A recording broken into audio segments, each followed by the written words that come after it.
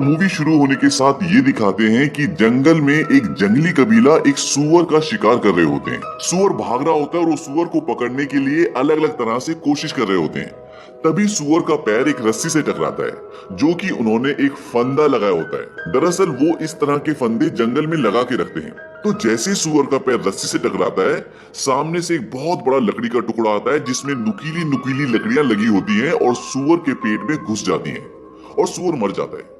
वो सब बहुत खुश होते हैं। ये जो कबीला है ये बहुत ही हंसी मजाक, बहुत ही मस्ती करने वाला कबीला होता है। इसके बाद वो शिकार को वहीं पर काटते हैं और सबको एक एक टुकड़ा खाने के लिए देते हैं। किसी को दिल देते हैं, किसी को कान देते हैं, किसी को नाक देते हैं। उनमें से एक इंसान ऐसा होता है जिसकी संतान नहीं हो रही होती और सब उससे बहुत मजाक करते हैं। अब जब उसकी बारी आती है तो वो उसे सुअर के टेस्टिस निकाल के देते हैं और कहते हैं कि इसे खाने से संतान हो जाती है। वो बोलता है कि तुम झूठ बोल रहे हो। वो कहता है कि मैं झूठ नहीं बोल रहा, मेरे पिता ने इसे 10 बार खाया था। मेरी 8 बहनें हैं और एक बड़ा भाई है और एक मैं, यानी कि हम टोटल 10 हैं। मेरे पिताजी ने 10 बार खाया था तो उनके 10 बच्चे हुए। और जो उसे ये बोलता है वही इस फिल्म का मेन हीरो है। उसके पिताजी पीछे खड़े होते हैं। वो आदमी इशारे से उनसे पूछता है कि क्या आपने खाया? तो बोलता हाँ। अब जैसे वो उसे खाता है उसका टेस्ट बहुत ही गंदा होता है, वो खा ही नहीं पाता। इतने में सब हंसने लग जाते हैं, उसका मजाक उड़ाते हैं और वो आपस में लड़ने लग जाते हैं। तभी हीरो के जो पिताजी होते हैं जिन्होंने बोला था कि मैंने खाया था, वो पीछे से आते हैं और उनकी लड़ाई छुड़वा देते हैं। उसको अपने साथ साइड में ले जाते हैं। साइड में ले जाकर वो उसे बोलते हैं कि तुम्हें और स्ट्रांग बनना पड़ेगा, तुम बार बार मजाक का पात्र क्यों बनते हो? वो बोलता है कि मेरे बच्चे नहीं होते इसलिए मेरा मजाक उड़ाते हैं। वो कहता है कि मेरे पास एक ऐसी दवा है जिसको यूज करने से तुम्हारे बच्चे हो जाएंगे। वो कहता है कि सच में क्या ऐसा हो सकता है? वो कहता है कि हाँ ऐसा हो तो सकता है, लेकिन एक बात का ध्यान रहे, जो दवा मैं तुम्हें दे रहा हूँ ये बहुत स्ट्रांग है। वो कहता है कि प्लीज मुझे दवा दे दो, मैं किसी भी तरह से बाप बनना चाहता हूँ और इन सब का मुंह बंद करना चाहता हूँ। वो कुछ पत्ते निकालता है और उसे देता है और वो सीजन खाने वाला होता है। वो कहता है इसे अभी मत खाना, जब तुम संभोग करोगे उससे पहले अपने लिंग में इसे लगा लेना, खाना मत। वो कहता है ठीक है। अब वो वापस जाकर अपने दोस्तों के पास बैठ जाता है जो सुअर को काट रहे होते हैं। तभी जो इसमें हीरो होता है उसको ऐसा लगता है कि पीछे कोई आ रहा है। वो खड़ा हो जाता है और उस तरफ, जंगल की तरफ देखता है। वो उस तरफ देखते हुए बोलता है कि तुम क्या चाहते हो? तभी वहां से कुछ आदिवासी निकल कर आते हैं और वो 4 बड़ी बड़ी मछली उनके सामने रख देते हैं और कहते हैं कि हम सिर्फ यहाँ से गुजरना चाहते हैं। वो 4 बड़ी बड़ी मछलियां उठा लेते हैं और बदले में जो उन्होंने शिकार किया होता है उसका एक टुकड़ा उन्हें दे देते हैं और कहते हैं कि तुम यहाँ से गुजर सकते हो। इसके बाद पीछे से और बहुत सारे आदिवासी आ जाते हैं और वहां से गुजरने लग जाते हैं और इनमें से कई लोगों को चोट भी लगी हुई है। ये सब देखने के बाद हीरो उनसे पूछता है कि हुआ क्या था। वो बोलते कि हमारा कबीला तबाह हो गया था और अब हम एक नई शुरुआत के लिए जा रहे हैं। ये कहकर वो आगे बढ़ने लग जाते हैं, लेकिन हीरो उनके पीछे जाने की कोशिश करता है क्योंकि वो जानना चाहता है कि हुआ क्या था। तभी उसका बाप उसे रोक लेता है, कहता रुक जाओ, और वो रुक जाता है। इसके बाद उसके पिता कहते हैं कि वापस गांव चलो और सब वापस गांव की ओर जाने लग जाते हैं। लेकिन पूरे रास्ते में हीरो काफी परेशान होता है। उसके पिता बोलते हैं कि तुम परेशान हो? वो कहता हाँ मैं हूँ। उसके पिता बोलते हैं कि वो जो कबीला था उनके दिल में डर बैठ गया था और डर का कोई इलाज नहीं होता, और मैं तुम्हें सलाह देता हूँ कि तुम भी मत डरो और अपना ये डर लेकर गाँव में तो बिल्कुल मत जाना। अब वो अपने कबीले में पहुंच जाते हैं। उनका कबीला काफी खुशहाल होता है, सब हंसी मजाक करते हैं और वो आदमी जिसका सब मजाक उड़ाते हैं उसको आके एक बुढ़िया पकड़ लेती है जो उसकी सास होती है। वो उसे कहते हैं कि तुमने हमें धोखा दिया, मुझे पोता चाहिए, अगर तुम मुझे पोता नहीं दे सकते तो मैं तुम्हारी जगह किसी और को ले आऊंगी। अब वो और उसकी बीवी अंदर चले जाते हैं ताकि वो सहवाग कर सके।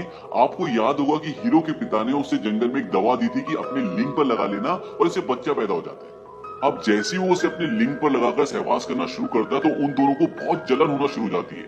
दरअसल वो कोई दवा नहीं होती बल्कि वो मिर्ची का पाउडर होता है और वो दोनों भाग भागते हैं और सब उन पर बहुत हंसते, बहुत मजाक उड़ाते हैं।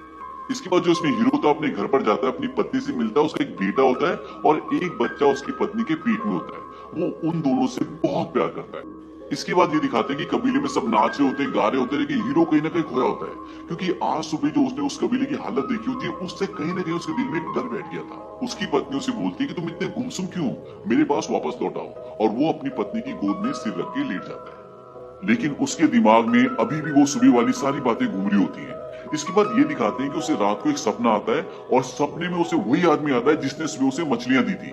उसका पेट फटा हुआ, उसके हाथ में मांस है और सामने कुत्ता भौंक रहा है और वो उन्हें बोलता है कि भागो। और इतने में उसकी नींद खुल जाती है और बाहर सच में कुत्ता भौंक रहा होता है। तभी बाहर एक आदिवासी को दिखाते हैं जो कि बहुत ही खूंखार होता है और उसके सभी साथी पेड़ों के पीछे पे होते हैं। वो अपने साथियों को इशारा करता है, तभी उसके सारे साथी बाहर आते हैं जिनके हाथों में मशालें होती हैं। अब वो सब उनके कबीले की ओर बढ़ते हैं।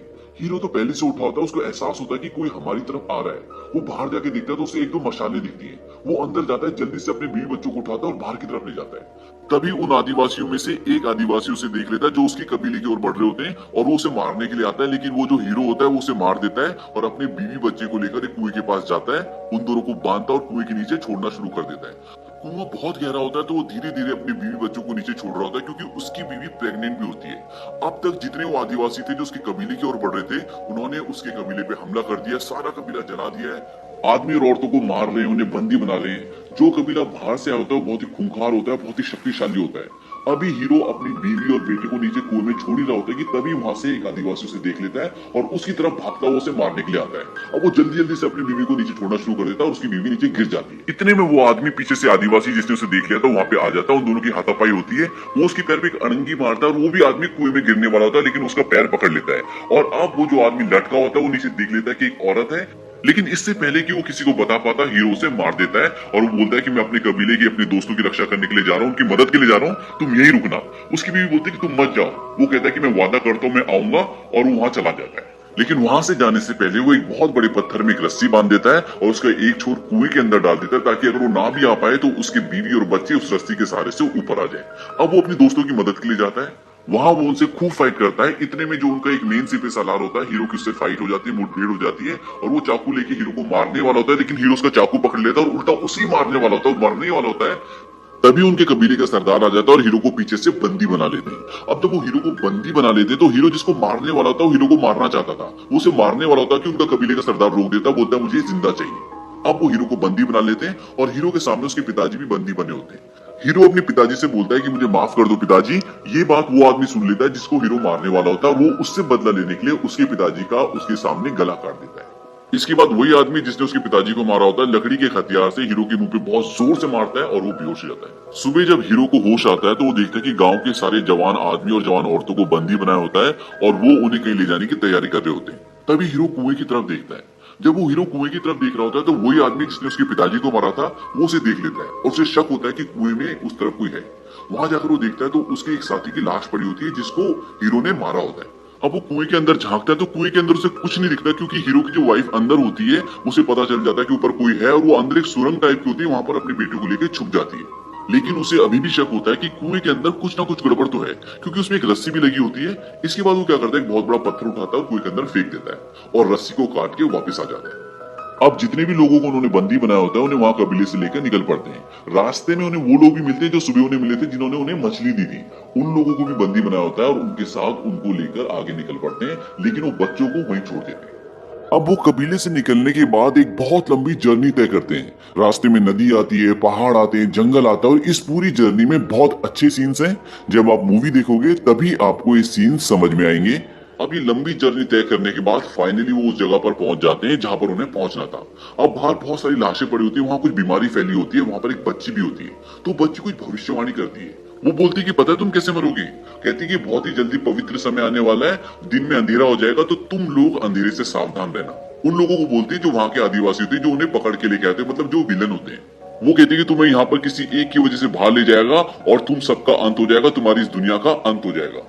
इसके बाद वो आगे जाते हैं तो देखते हैं वहां उनके जैसे हजारों लोग बंदी हैं, जो वहां मजदूरी कर रहे होते हैं। उनकी हालत बहुत खराब होती है, कोई खून की उल्टियां कर रहा है, कोई बीमार है, लेकिन वो उन्हें वहां नहीं छोड़ते और एक गांव से होते हुए उन्हें आगे ले जाते हैं। इस गांव में भी सभी मजदूर और बंदी लोग होते हैं।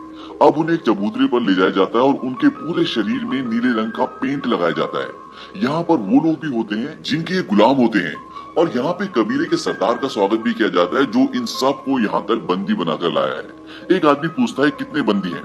कबीले का सरदार बोलता है कि मेरा बेटा बताएगा, पर इस बार पैसे अच्छे देना। वो व्यापारी बोलता है कि हमेशा की तरह पैसे अच्छे मिलेंगे। मतलब यहाँ पता चलता है कि ये लोग इनको जंगल से पकड़कर बेचने के लिए लाते हैं। अब वो उनकी सारी औरतों को ऊपर खड़ा करके उनकी बोली लगाकर उन्हें बेच देते हैं। इसके बाद जितने भी बंदी आदमी होते हैं वो उन्हें वहां से एक जगह ले जाते हैं। वहां बहुत भीड़ होती है और ढोल नगाड़े बज रहे होते हैं और लोगों की गर्दन काटकर उनकी बलि दी जा रही होती है। ये लोगों की बलि देकर भगवान को खुश करने की बात कर रहे होते हैं। तभी वो उनमें से जिन्हें अभी अभी पकड़ कर लाए हैं, एक को लिटाते हैं और उसकी छाती को चाकू से चीर कर उसका दिल निकाल लेते हैं और उसका सिर काटकर सीढ़ियों से नीचे धक्का दे देते हैं। अब हीरो की बारी आती है और जैसे ही वो उसका दिल निकालने वाले होते हैं तभी सूर्य ग्रहण हो जाता है और वो रुक जाते हैं। इसके बाद वो कुछ मंत्र पढ़ते हैं और सूर्य ग्रहण खत्म होने के बाद उन सब को दूसरी जगह ले जाते हैं। यहाँ एक बहुत बड़ा ग्राउंड होता है और दूर ग्राउंड के अंत में झाड़ियां होती है और झाड़ियों के पास जंगल। वो उन्हें बोलते हैं तुम भागो और अपने जंगल चले जाओ। अब जो उन्हें यहाँ पकड़ कर लाए हैं उनका सरदार अपने बेटे को झाड़ियों के पास भेज देता है ताकि अगर कोई वहां पहुंचे तो उसे सरदार का बेटा मार दे। अब वो दो लोगों को भागने के लिए बोलते हैं। वो भागते हैं और पीछे से वो खूंखार लोग उन्हें तीर और भाले से निशाना बनाते हैं और एक की मौत हो जाती है और दूसरे को भी तीर लग जाता है और वो भी गिर जाता है। अब वो हीरो और एक और आदमी को भागने के लिए बोलते हैं। वो दोनों जिगजैग भागते हैं पर एक के सिर पर तीर लग जाता है और वो मर जाता है। अब हीरो झाड़ियों तक पहुंचने ही वाला होता है कि कबीले का सरदार पीछे से तीर मारता है और हीरो की पीठ के वो आर पार हो जाता है और वो गिर जाता है, लेकिन वो मरा नहीं होता।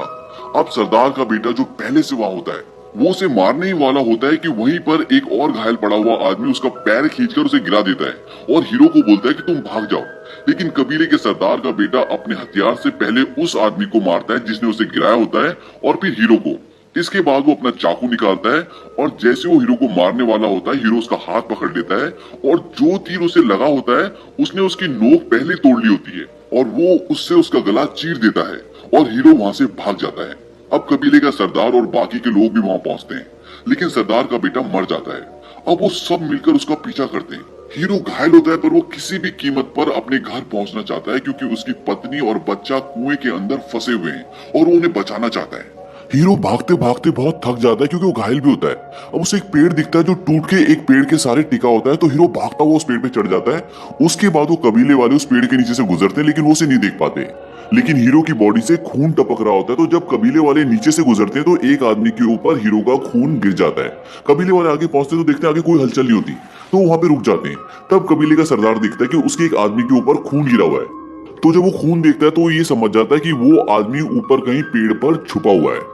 अब हीरो जिस पेड़ पर बैठा होता है वहीं पर वो देखता है कि एक ब्लैक पैंथर का बच्चा भी होता है और तभी ब्लैक पैंथर भी आ जाता है। अब हीरो भागना शुरू करता है उसी तरफ जिस तरफ वो लोग उसे ढूंढते हुए आगे गए थे। अब उसकी हलचल से उन्हें पता लग जाता है कि आगे से कोई आ रहा है और वो भी उसका पीछा करने लग जाते हैं और उसके पीछे होता है ब्लैक पैंथर। अब ब्लैक पैंथर जैसे हीरो के करीब पहुंचने वाला होता है, उस पर अटैक करने वाला होता है, तभी कबीले का एक आदमी जो उसे ढूंढ रहे होते हैं वो ब्लैक पैंथर और हीरो के बीच में आ जाता है और ब्लैक पैंथर हीरो को छोड़कर उसके ऊपर अटैक कर देता है और उसे मार देता है। और बाकी के लोग जो उसके कबीले के लोग होते हैं वो भी वहां पे रुक जाते हैं और वो ब्लैक पैंथर को मार देते हैं। उसके बाद वो आगे बढ़ते हैं हीरो को पकड़ने के लिए और हीरो भाग रहा होता है। अब कहीं ना कहीं इन सब के दिल में एक हल्का सा डर पैदा हो जाता है क्योंकि बच्ची ने भविष्यवाणी की थी कि तुम सबका अंत होने वाला है और ये सब वो आपस में डिस्कस कर रहे होते हैं। तभी कबीले का सरदार बोलता है कि डर उसके दिल में है तभी वो हमसे भाग रहा है। एक बार वो मेरे सामने आ जाए तो मैं उसकी स्किन को छील दूंगा, मतलब उसकी त्वचा को छील दूंगा।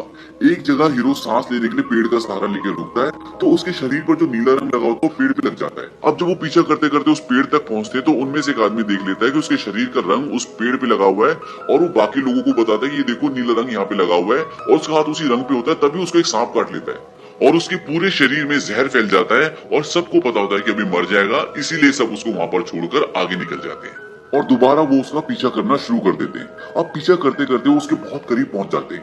हीरो भागता रहता है और रास्ता आगे खत्म हो जाता है। आगे एक बहुत बड़ा झरना होता है। अगर उस झरने से वो कूदेगा तो शायद वो बच भी ना पाए और पीछे भी उसकी मौत होती है। अब उसके पास वहां से कूदने के अलावा कोई चारा नहीं होता और वो उस झरने से नीचे कूद जाता है, लेकिन वो मरता नहीं, वो बच जाता है और तैरते वो किनारे तक पहुंच जाता है। और किनारे पर पहुंचने के बाद वो उन सबको ललकारता है। वो उसे ऊपर से देख रहे होते हैं। अब ललकारता क्यों? क्योंकि वो अपने जंगल में पहुंच जाता है। वो उन्हें चैलेंज करता है, कहता है कि मेरे बाप ने यहाँ पे शिकार किया था और मैंने भी यहाँ पे शिकार किया और मेरे बेटे भी यहाँ शिकार करेंगे। और उन्हें चैलेंज करता है, कहता है आ जाओ।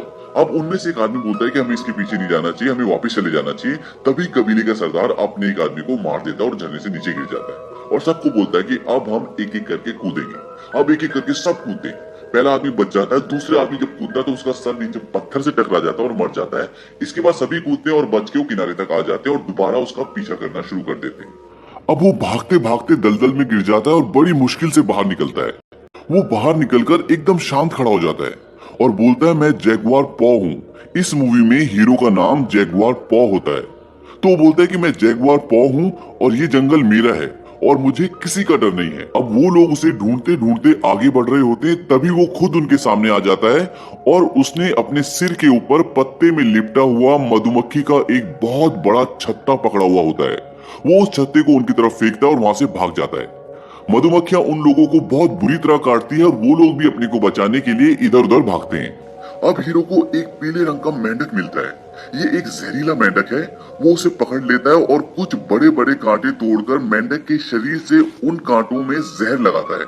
अब वो बहुत चालाकी से काम ले रहा होता है, क्योंकि वो इस जंगल को पूरी तरह से पहचानता है और वो यहाँ बहुत बार शिकार भी कर चुका है। वो एक पेड़ के मोटे तने में अपने शरीर का कीचड़ लगा देता है ताकि उन्हें लगे कि वो वहीं से निकला है, और खुद वहीं पत्तों के पीछे छुप जाता है।